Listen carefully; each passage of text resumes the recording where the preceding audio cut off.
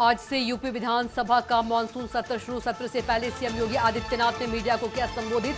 सत्र के दौरान कई अहम मुद्दों पर होगी चर्चा।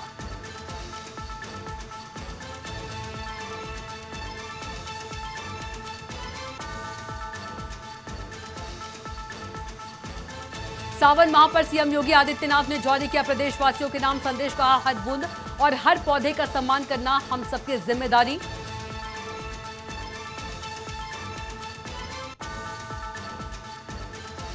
सृष्टि कंडारी मामले पर सीएम धामी ने लिया संज्ञान। गृह सचिव को सीबीसीआईडी जांच के दिए निर्देश। विधायक विनोद कंडारी ने की थी सख्त कार्रवाई की मांग।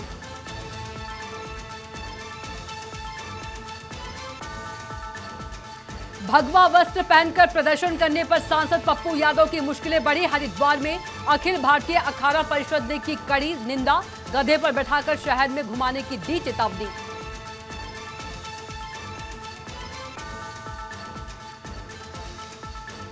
यूपी में मानसून फिर हुआ सक्रिय। लखनऊ समेत कई जिलों में सुबह से हो रही लगातार बारिश। मौसम विभाग ने सभी 75 जिलों के लिए जारी किया बारिश का अलर्ट।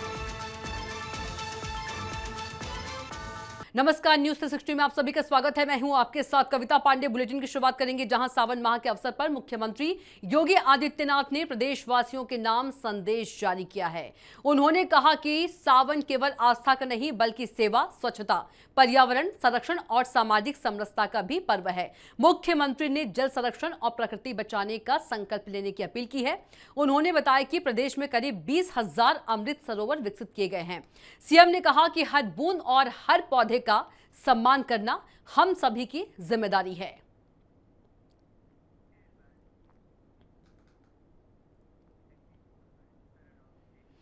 और अगली बड़ी खबर आपको बता दें कि उत्तर प्रदेश विधानसभा का मानसून सत्र आज से शुरू हो गया है। 4 दिन के इस सत्र में सत्ता पक्ष और विपक्ष के बीच जोरदार बहस के आसार है। विपक्ष बिजली, बेरोजगारी, किसानों के लिए खाद, छात्र आंदोलन और राम मंदिर चढ़ावा चोरी जैसे मुद्दों पर सरकार को घेरने की तैयारी में है। पहले दिन दिवंगत नेताओं को श्रद्धांजलि दी जाएगी और पहली बार सदन में पूरा वंदे मातरम गाया जाएगा। सरकार कई विधेयक और अहम रिपोर्ट भी पेश कर सकती है।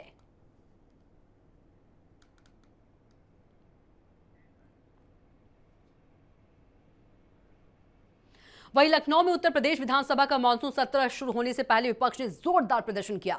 समाजवादी पार्टी समेत कई विपक्षी विधायक हाथों में तख्तियां लेकर विधानसभा परिसर पहुंचे और सरकार के खिलाफ नारे लगाए। विपक्ष ने राम मंदिर चढ़ावा, भर्ती प्रक्रिया, एक्सप्रेसवे और कानून व्यवस्था जैसे मुद्दों पर सरकार को घेरने का भी ऐलान किया।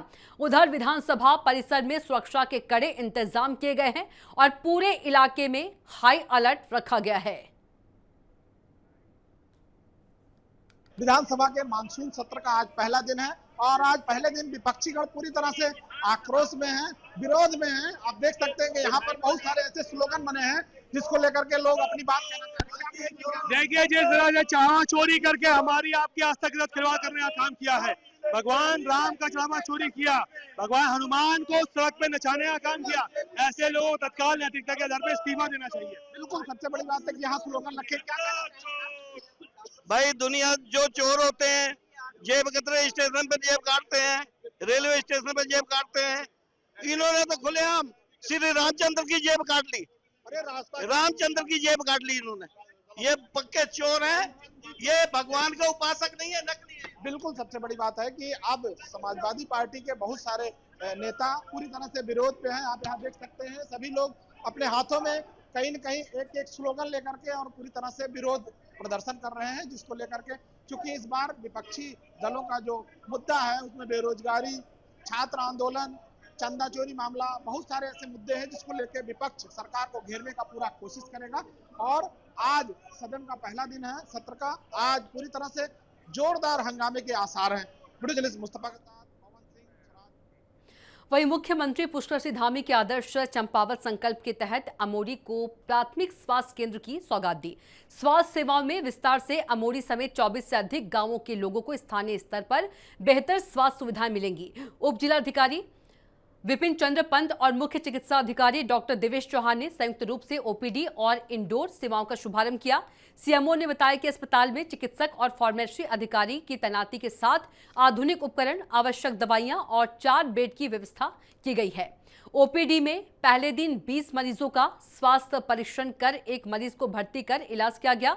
स्थानीय लोगों ने स्वास्थ्य केंद्र शुरू होने पर खुशी जाहिर की है। ये बहुत हर्ष का विषय है कि आज हम लोग इस स्थान पर बैठे हैं जिसकी बहुत दिनों से इच्छा थी, परीक्षा थी और पूरी इसका उद्घाटन लोकार्पण माननीय मुख्यमंत्री द्वारा माफी द्वारा 29 जून को हो चुका था। आज इसका विधिवत शुभारंभ किया जा रहा है। वहीं सोशल मीडिया पर वायरल सृष्टि कंडारी प्रकरण में बड़ा कदम उठाया गया है। मुख्यमंत्री पुष्कर सिंह धामी ने मामले की गंभीरता को देखते हुए सीबीसीआईडी जांच के निर्देश दिए हैं। बीजेपी विधायक विनोद कंडारी ने मुख्यमंत्री धामी से मुलाकात कर निष्पक्ष जांच की मांग की थी। इसके बाद गृह सचिव को लिखित निर्देश जारी किए हैं। विधायक विनोद कंडारी ने विश्वास जताया कि जांच पूरी पारदर्शिता के साथ होगी और दोषियों के खिलाफ सख्त कार्रवाई की जाएगी। इसके अलावा उन्होंने मुख्यमंत्री धामी का आभार जताते हुए कहा कि सभी को जांच में सहयोग करना चाहिए।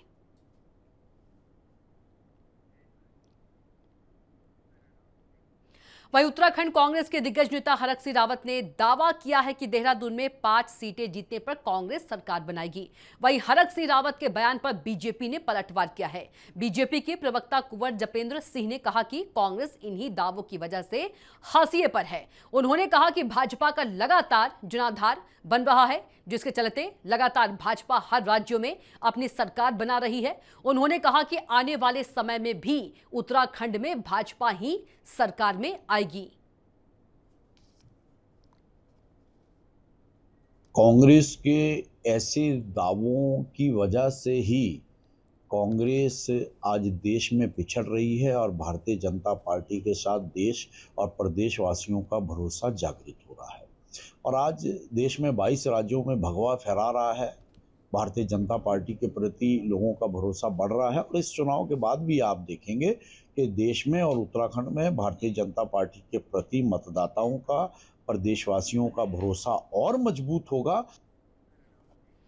वहीं संसद परिसर में भगवा वस्त्र पहनकर प्रदर्शन करने पर सांसद पप्पू यादव की मुश्किलें बढ़ती हुई नजर आ रही हैं। हरिद्वार में संतों की सर्वोच्च संस्था अखिल भारतीय अखाड़ा परिषद ने कड़ी नाराजगी जताई है। महामंत्री हरिगिरी महंत ने कहा कि पूरे मामले का भगवा से कोई भी संबंध नहीं था, तो फिर संसद परिसर में इस तरह का प्रदर्शन क्यों किया गया? भगवा का अपमान किसी भी कीमत पर बर्दाश्त नहीं किया जाएगा। सांसद पप्पू यादव को गधे पर बैठाकर शहर में घुमाने का कदम भी उठा सकते हैं। वहीं जूना अखाड़े के महामंडलेश्वर स्वामी आनंद गिरी ने भी घटना की निंदा करते हुए दोषियों के खिलाफ कड़ी कार्रवाई की मांग की है। इस प्रकार से रावण को आज तक क्षमा नहीं किया गया, क्षमा नहीं किया जा सकता। और आज हमारे अखाड़ा परिषद के अध्यक्ष श्री रविंद्रपुरी जी और महामंत्री हरिगिरी जी महाराज ने जूना अखाड़े में और समस्त संत समाज ने आक्रोशित होकर जो ये निर्णय लिया है कि पप्पू यादव देश के किसी भी कोने में मिलेगा तो उसको गधे पर बैठाकर, जूते की माला पहनाकर, काला मुंह करके उसका जुलूस निकाला जाएगा। सोच समझ के कि पप्पू यादव का हम लोगों का एक ही इच्छा है कि उन्हें जहां मिलेंगे वहां जाएंगे और तमाम तादाद में जाएंगे और उन्हें पकड़ेंगे, पकड़ के गधे में बैठाकर जूता की माला पहना के पूरे शहर में, चाहे उनका गांव हो, चाहे उनका जिला हो, चाहे उनका लोकसभा का बंगला हो, कहीं हो, संसद निवास में हो, भले चाहे लोग गोली से मारे जाएं, खत्म हो जाए, पर उन्हें भी खत्म करके मरेंगे, ये ध्यान रखना। वहीं प्रधानमंत्री मोदी की घोषणा पर उत्तराखंड में 5वें धाम के रूप में सैन्य धाम का कार्य लगभग पूरा हो चुका है। प्रदेश सरकार सैन्य धाम के उद्घाटन की तैयारियां कर रही है। सैनिक कल्याण मंत्री गणेश जोशी ने कहा कि सितंबर माह में प्रदेश भर में शहीद यात्रा निकाली जाएगी। सैन्य धाम का विधिवत उद्घाटन कर शहीदों के सम्मान में जनता को समर्पित किया जाएगा।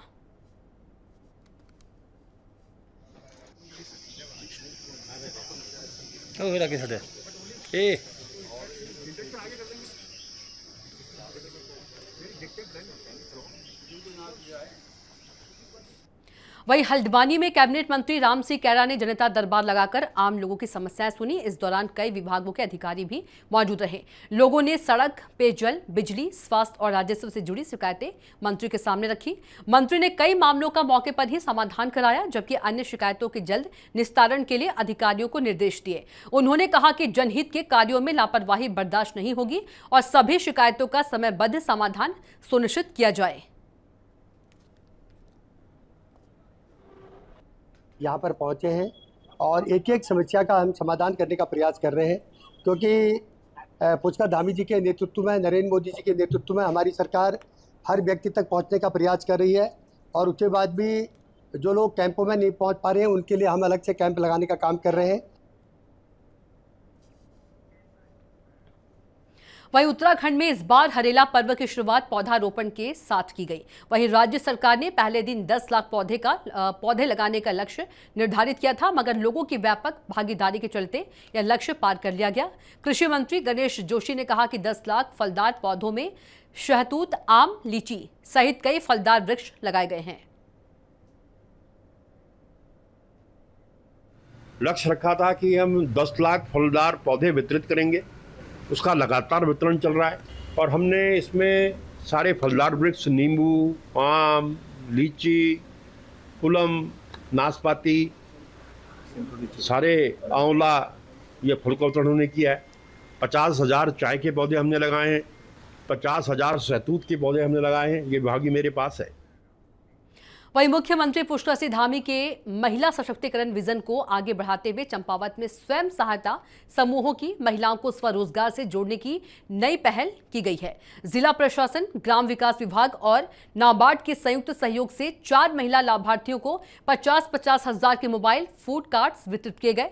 महिलाएं यात्रा मार्गों, डिग्री कॉलेजों, अस्पतालों और राष्ट्रीय राजमार्गों पर दीदी कैफे का संचालन कर आत्मनिर्भर बन सकेंगी। सभी महिलाओं को 8 सेटी से फास्ट फूड का प्रशिक्षण भी दिया गया है। जिलाधिकारी मनीष कुमार ने कहा कि मुख्यमंत्री के मार्गदर्शन में महिलाओं को आर्थिक रूप से सशक्त बनाने की दिशा में महत्वपूर्ण कदम उठाया गया है। वहीं सहायक परियोजना निदेशक वीमी जोशी ने बताया कि NRLM और नाबार्ड के सहयोग से महिलाओं को स्थायी आजीविका उपलब्ध कराने का प्रयास किया जा रहा है।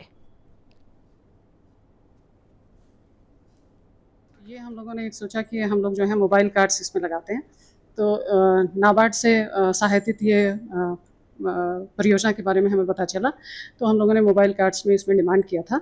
तो हम लोगों को इस पर मोबाइल कार्ड्स के लिए जब स्वीकृति आ गई तो हम लोगों ने इसको डिज़ाइन करना शुरू किया इस तरह से कि जो हमारी दीदी हैं राष्ट्रीय ग्रामीण आजीविका मिशन में जो काम कर रही हैं उनको इससे फ़ायदा हो सके। और ये आर्थिक, जैसे मैंने आपको बताया, एक सशक्तिकरण, आर्थिक संबल और आर्थिक सुदृढ़ीकरण की दिशा में बहुत अच्छी पहल होगी। इसमें हमारी APD जो है उन्होंने बहुत ही विशेष प्रयास किया है। हमारी नाबार्ड की जो यहाँ की DDM है कार्की जी, उन्होंने बहुत अच्छा कार्य किया है। तो हमारी ग्राम विकास की टीम ने बहुत बढ़िया और चयन और चुनाव भी बहुत ऐसी महिलाओं का किया है जो इसको सार्थक रूप से चलाने के लिए इच्छुक हैं।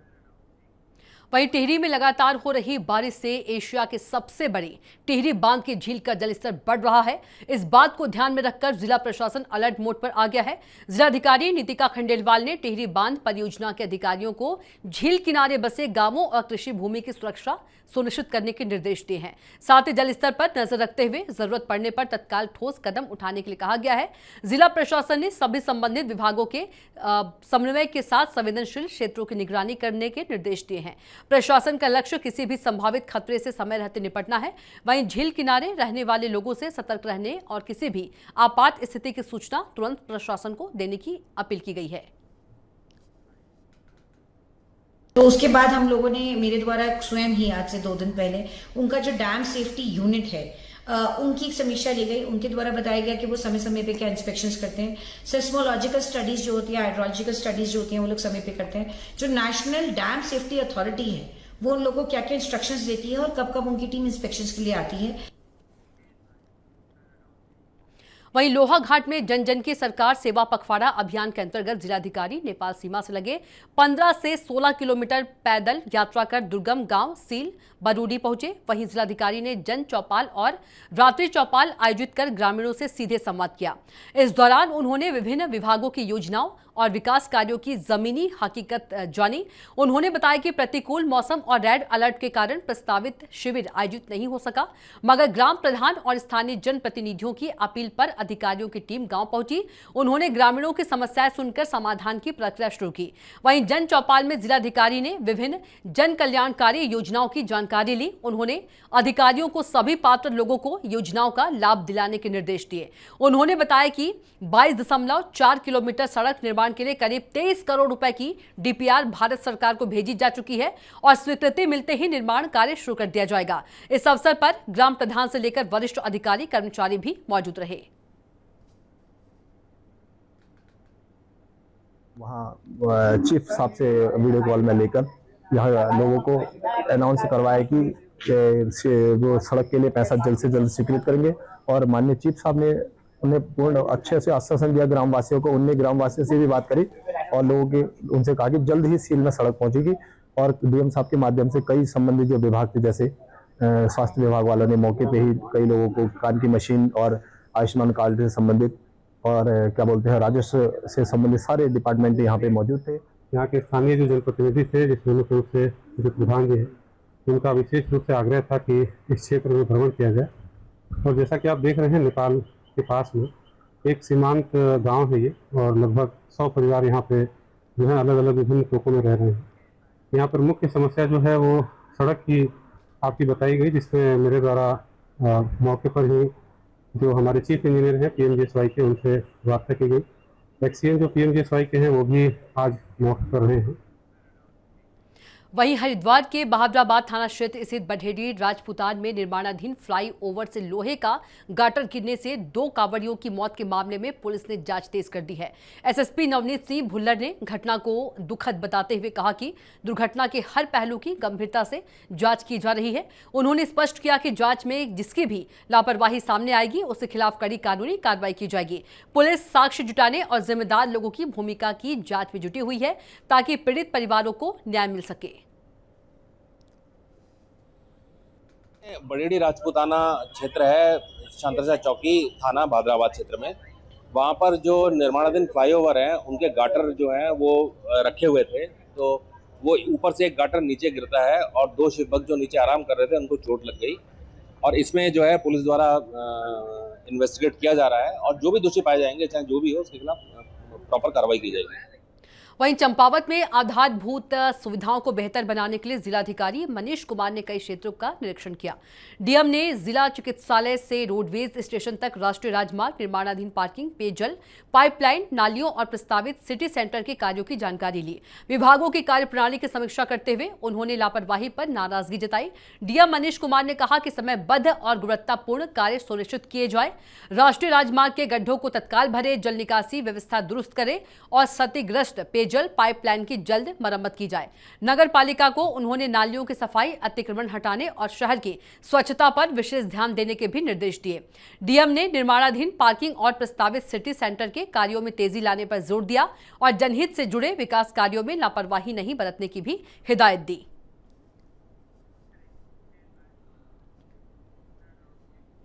इसी के साथ फिलहाल के लिए बुलेटिन में इतना ही। आप देखते रहिए न्यूज़ 360।